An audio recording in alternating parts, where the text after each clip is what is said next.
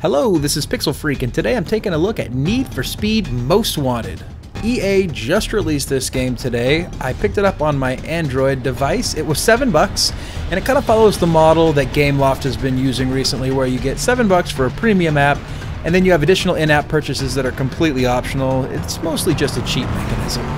So this is the second race of the game. It's still the first car. In this race, the objective is to finish in 30 seconds. Your nitros are activated by swiping up on the right-hand side of the screen. You can also, while turning, tap the right-hand side of the screen and it'll allow you to drift. On the left-hand side of the screen, by tapping, you will also use your brakes. There's two primary control methods. The default one is your tilt, which I find is pretty effective. You can also switch to a touch screen slider type method, and that one's a disaster. Just don't even do that. Save yourself. You know what? If you want to use that method, just go ahead and pause the game, take a step back, punch yourself square in the throat, and then turn the tilt controls back on, because the touchscreen controls are a crappy disaster. So you might also notice that I just took out a cop, and there's actually a bonus in this game. If you take out a cop, you get your nitrous refilled. The nitrous also refills over time, so it's in your benefit to constantly use your nitrous so that it will fill up, so you're always filling it up and using it, and you get the maximum benefit of the speed.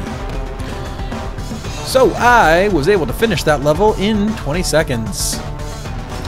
And for completing each level, you get additional points and money, and that money goes towards new cars. You also unlock maps, one at a time, and you can see this is the map, the overall map here, and they do light up more as you go through the game.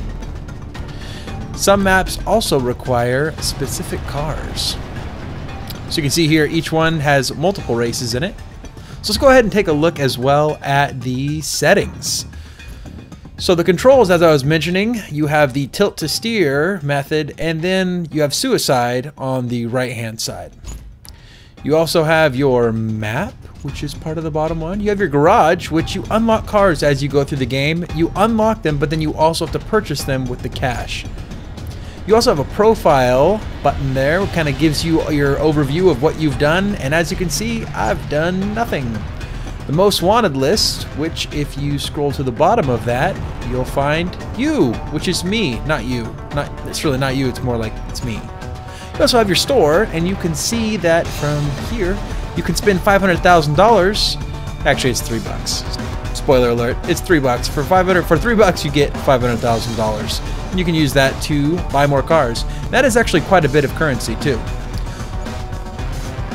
So, jumping into another one, you can see that this race is a class restricted event, meaning that you have to have a specific type of car. For this one, you have to have an everyday car, which it's actually a euphemism for piece of crap.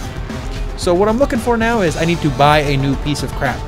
And I might as well buy the nice piece of crap that's available to me for $25,000. You have some other cars available to you in the beginning, like a Hummer, and what else do we have? We have the beginning car, which I think was a Dodge. And then I had bought the Lancia. There we go. I didn't buy that. That was brand new, or that was a starting car. This Tesla, that's a starting car. I didn't buy that either. The only one I did buy was the Ford Focus, which I'm going to go ahead and pick the Ford Focus, and we'll jump into this race. So this is the third or fourth race of the game. I'm going to go ahead and give you guys a demo of what it looks like to use those touch sliding controls. So part of the reason why I dislike these is because my device had a little bit of a hard time with this game. And one of the awesome things that happened is, as you're steering, if the game jitters in any way whatsoever, it decides that it's not going to recognize your touch any longer. So you run into the wall. And what's finally left is an exercise in frustration. So fortunately for me, I swapped the controls back, went back to the tilt screen, but it wasn't after I'd already done too much damage and I wrecked myself. But my car can fly.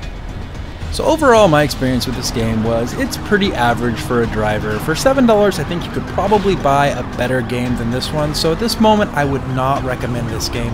There's too many performance issues, and there's not enough that really sets this game apart from other racers. But it is a pretty decent game. So if you're into racers, maybe. But if you're not into racers, move on through, check out something else. Make sure to subscribe to our YouTube channel, check us out on Facebook, check out our blog, and until next time, this has been Chris with Pixel Freak.